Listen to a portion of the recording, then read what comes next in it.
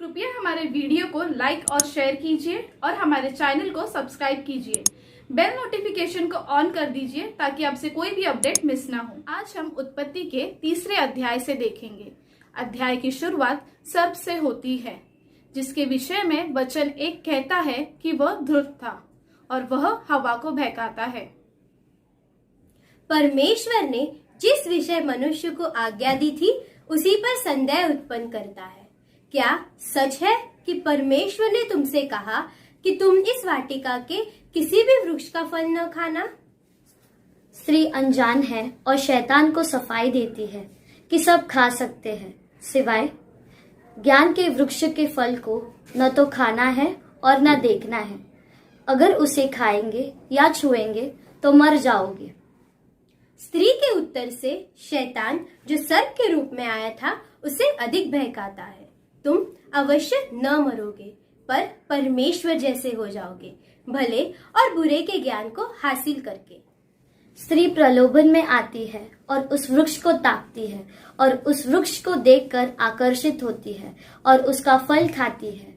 और उसका पति जो उसके साथ था, उस घटनाक्रम में उसे भी खाने को देती है। खाने के पश्चात आदम और हवा की आंखें खुल गई और उन्हें ज्ञात हुआ कि वे नग्न थे, और उन्होंने अंजीर के पत्तों को जोड़कर वस्त्र बनाए। जब परमेश्वर उनसे बाग में मिलने आए तो वे दोनों छुप गए। परमेश्वर ने आदम को आवाज लगाई कि तू कहाँ है? पर आदम ने कहा, मैंने तेरा आवाज सुना और मैं डर गया, क्योंकि मैं नंगा था, मैं छिप गया। परमेश्वर उससे पूछता है कि क्या तूने उस वृक्ष का फल खाया जिसे तुझे खाने के लिए मना किया था? आदम उससे कहता है कि जिस स्त्री को तूने मेरे संग रहने को दिया है, उसी ने मुझे ये फल दिया और मैंने खाया। और जब स्त्री को परमेश्वर ने पूछा तो उसका जवाब था, सर्प ने मुझे बहका दिया, तब मैंने खाया। पर परमेश्वर सर्प से नहीं पूछता, पर उसे शापित करता है। उसी प्रकार आदम और हवा को भी ताड़ना पड़ती है। परमेश्वर मनुष्य को अदन के बाग से बाहर निकाल देता है ताकि वे जीवन के वृक्ष के फल को खा ना ले। परमेश्वर के इन ताड़नाओं के वचन में परमेश्वर के उद्धार का रहस्य झलकता है, जिसे हम देखेंगे। हम इस अध्याय को अलग अलग विषय में देखेंगे। शैतान, इस अध्याय की शुरुआत में हम इसे देख सकते हैं। इसके बारे में हमने दूसरे एपिसोड में आपको बताया था कि पृथ्वी की समय रेखा से पहले इसका पतन हो चुका था। शैतान का अर्थ है शरारत करने वाला।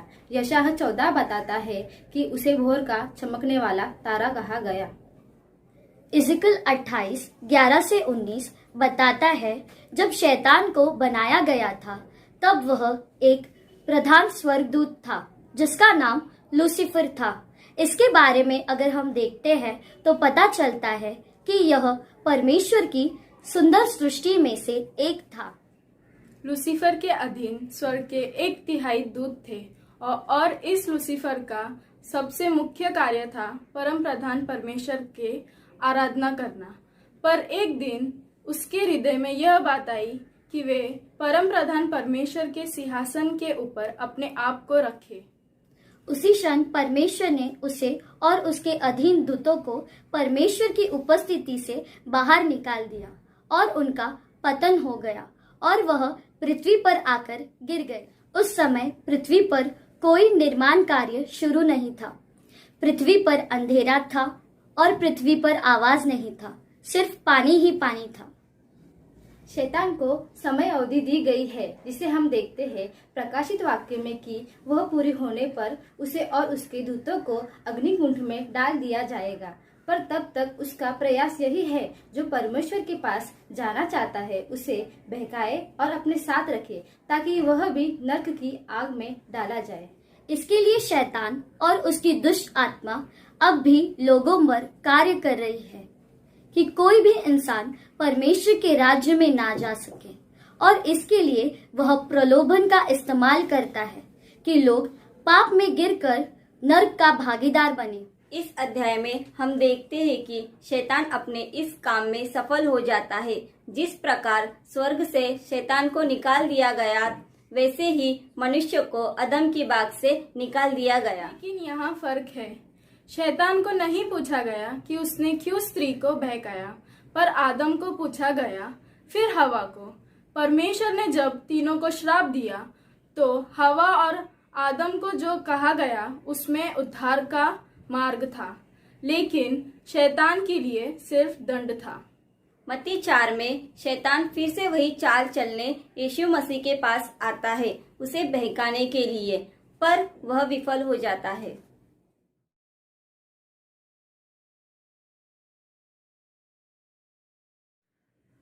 जैसे हमने पिछले एपिसोड में देखा कि किस प्रकार परमेश्वर नहीं चाहता कि मनुष्य बुरे के ज्ञान में बढ़े, पर इसका मतलब यह नहीं कि वह बिल्कुल अनजान रहे। और अध्याय 2 में हमने देखा कि किस प्रकार परमेश्वर स्वयं आदम को अधिकार इस्तेमाल करना सिखाता है। तो इसीलिए जरूरी था कि आदम ज्ञान भी परमेश्वर से पाए, न कि फल खाकर आज्ञा न माने। परमेश्वर ने मनुष्य को अपने समानता और अपने स्वरूप में बनाया। उसे जरूरी था कि वो धीरे धीरे हर प्रकार के ज्ञान के विषय में जानता जाए। परिपक्वता या मैच्योरिटी आती है स्थिति को समझने और सही निर्णय लेने से, जो कि स्व इच्छा से होती है, न कि दबाव से। अदन के बाग में जरूरी था कि आदम अपनी स्व इच्छा का प्रयोग आज्ञा मानने में करे, जिसकी उससे अपेक्षा की जा रही थी। जैसे हम जानते हैं कि खून करना पाप है, पर उसे समझने के लिए हम किसी का खून नहीं करते। परमेश्वर ने बाग में 2 खास वृक्ष रखे, जीवन और ज्ञान का वृक्ष, जिसे हम अध्याय 2 वचन 9 में देख सकते हैं। पर मनाही सिर्फ एक ही वृक्ष के बारे में थी। आज्ञा का पालन करना अच्छाई को दर्शाता है, बुराई आज्ञा को ठुकराने में है। आदम का निर्णय उसकी स्व इच्छा पर निर्भर था, जो कि उसे भलाई और बुराई की ओर ले जाता है। वृक्ष इसीलिए था कि एक दिन आदम योग्य बने उस वृक्ष का फल खाने के। उसकी योग्यता उसके कार्य किए जाने पर निर्धारित होती है, और परमेश्वर स्वयं चाहता है कि आदम परमेश्वर के समान बने। मनुष्य के निर्माण करते समय परमेश्वर ने कहा, अपनी समानता में बनाए। साथ ही वचन 22 में कहता है, मनुष्य भले और बुरे का ज्ञान पाकर हम में से एक के समान हो गया है।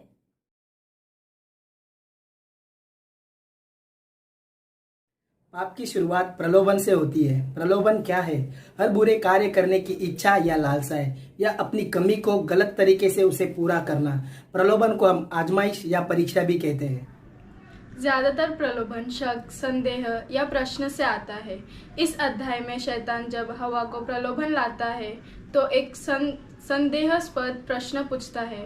वचन 1, क्या सच है कि परमेश्वर ने कहा कि तुम इस वाटिका में से किसी वृक्ष का फल ना खाना? फिर सच को अलग रीति से पेश करता है। वचन 4, तुम निश्चय ना मरोगे, तुम्हारी आंखें खुल जाएगी और तुम भले बुरे का ज्ञान पाकर परमेश्वर के तुल्य हो जाओगे।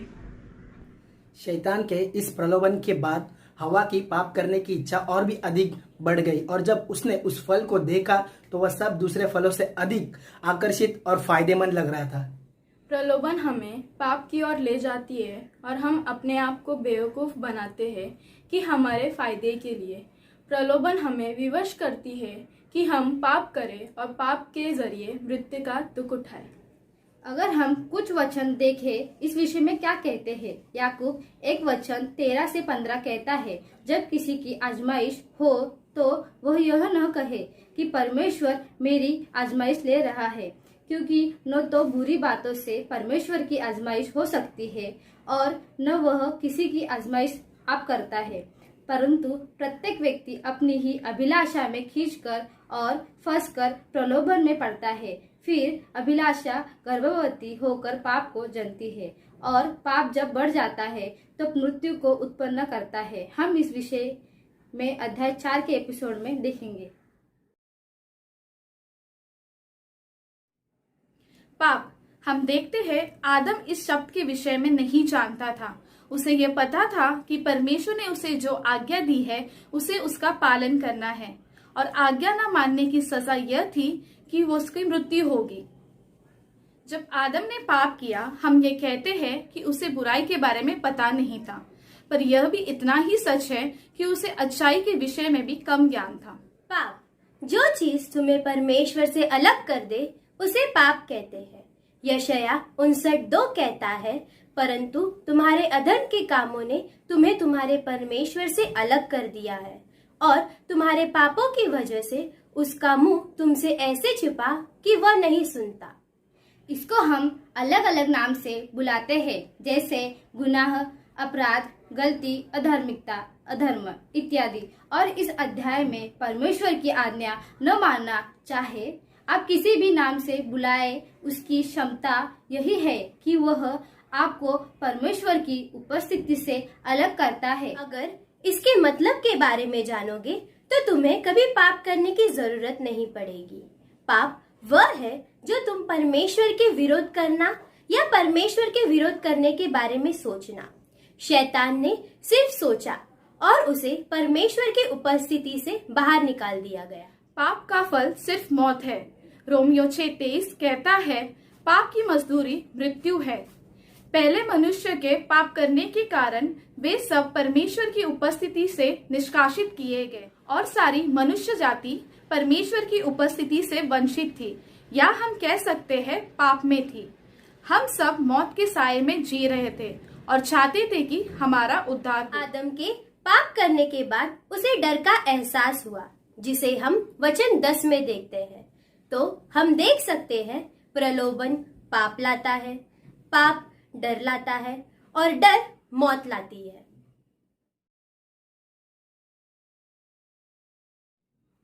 मौत का जिक्र परमेश्वर की ओर से हुआ, जिसे हम अध्याय 2 वचन 17 में देखते हैं। जिस दिन तू उसका फल खाए उसी दिन अवश्य मर जाएगा। मृत्यु के विषय आदम को कोई समझ नहीं थी। परमेश्वर ने जब आदम को बनाया तो 3 हिस्सों में बनाया, आत्मा, प्राण और शरीर। परमेश्वर का नजरिया आत्मिक था, जैसे हमने एपिसोड 3 में देखा। मौत का यह अर्थ भी होता है रिश्ते में दरार गिरना या संपर्क टूटना। जिस समय आदम ने पाप किया, परमेश्वर के साथ उसका रिश्ता टूट गया और आदम की आत्मा की मृत्यु हो गई। और हर एक व्यक्ति जो भी उसके बाद जन्म लिया, वह शरीर में प्राण और मरी हुई आत्मा के साथ जन्म लिया। आदम ने चुनाव किया परमेश्वर से छुपने का। अक्सर जब कोई पाप करता है या कोई गलती करता है तो उसकी पहली प्रतिक्रिया होती है छुपने और छुपाने की। साथ ही आदम को जब पूछा गया था कि उसने वह फल खाया जिसे उसे ना खाने की आज्ञा दी गई थी, तो उसने पूरा दोष अपनी बीवी पर डाल दिया। और उतना ही नहीं, आदम ने परमेश्वर पे दोष लगाया कि स्त्री को परमेश्वर ही आदम के पास ले आया और स्त्री ने पूरा दोष सांप के ऊपर रख दिया। काश आदम ने उसी समय परमेश्वर से माफी मांग ली होती। परमेश्वर के वचन में बहुत सी गहराई है जिसे हम देख सकते हैं। उद्धार के लिए मौत एक उपाय बन गया। परमेश्वर ने आदम को अदन के बाग से निकाल दिया क्योंकि वह नहीं चाहता था कि वह जीवन के वृक्ष का फल खाए और उसका उद्धार कभी ना हो। वचन 22, इसीलिए अब ऐसा ना हो कि वह हाथ बढ़ाकर जीवन के वृक्ष के फल को भी खा ले और सदा जीवित रहे। यानी उसकी पाप की दशा बनी रहेगी। मौत पाप से छुटकारा और प्रायश्चित का जरिया ठहरेगा। और आगे वचन 24 में कहता है कि परमेश्वर ने वहां स्वर्गदूतों को और जलती हुई तलवार को पहरे के लिए रख दिया। धार्मिकता का वस्त्र। आदम पाप करने के पश्चात अपने लिए पत्तों से वस्त्र बनाता है, पर परमेश्वर उन्हें चमड़े के वस्त्र देता है। आज तक आदम अपने लिए ऐसे ही वस्त्र बनाता है जिसे हम धर्म भी कह सकते हैं, पर परमेश्वर हमें उसका वस्त्र यीशु मसीह देता है। प्रायश्चित की बलि। उस दिन अदन के बाग में एक जानवर की मौत हुई और उसके चमड़े से आदम और हव्वा के लिए वस्त्र बनाए गए। यह यीशु मसीह को दर्शाता है कि परमेश्वर का एक मेमना हमारे पापों के लिए अपने जीवन का बलिदान देगा। और गलातियों 3 वचन 27 कहता है, तुम में से जितनों ने यीशु मसीह के नाम में बपतिस्मा लिया है, उन्होंने यीशु मसीह को पहन लिया है। शैतान का राज्य। जब हम मौत के विषय में देखते हैं तो मनुष्य के विषय में कहा गया है कि वह मिट्टी से आया और मिट्टी में मिल जाएगा, पर शैतान से कहा गया कि वह मिट्टी चाटता रहेगा या मनुष्य के मौत के तरीकों में अपने आहार को खोजेगा। जब कोई मनुष्य पाप करना चाहे या अपनी अभिलाषा को पूरा करना चाहे तो वह अपने जीवन में शैतान को ताकत प्रदान करता है और वह शैतान की गुलामी में धंसता चला जाता है। मनुष्य और शैतान की दुश्मनी। हवा के संतान और शैतान के बीच दुश्मनी होगी। शैतान मनुष्य की एड़ी को डसेगा और स्त्री द्वारा एक पुत्र उत्पन्न होगा जो शैतान के सिर को कुचलेगा। हम यीशु मसीह को देखते हैं क्रूस पर शैतान के सिर को कुचलते हुए, ताकि हम पर शैतान की कोई भी कार्य प्रबल न हो। ताकत कमजोरी में बदल गई। जहाँ स्त्री को विशेषता से अंदरूनी ताकत के साथ बनाया गया था, वहाँ उसे श्राप मिला। उसके बच्चे जनने की पीड़ा को बढ़ा दिया गया और पति की लालसा उसे खाने लगी। वैसे ही पुरुष को शारीरिक शक्ति थी काम करने के लिए, वही उसे श्राप मिला कि वह मेहनत करके पसीना बहाएगा और उसकी उपज विफल होगी कांटों के साथ। मनुष्य का पतन। परमेश्वर ने मनुष्य को राज करने के लिए बनाया था, पर पाप के कारण मनुष्य उस ओहदे से गिर गया और पाप का गुलाम बन गया। जहाँ सृष्टि उसके अधीन थी, अब वह उसमें शामिल हो गया।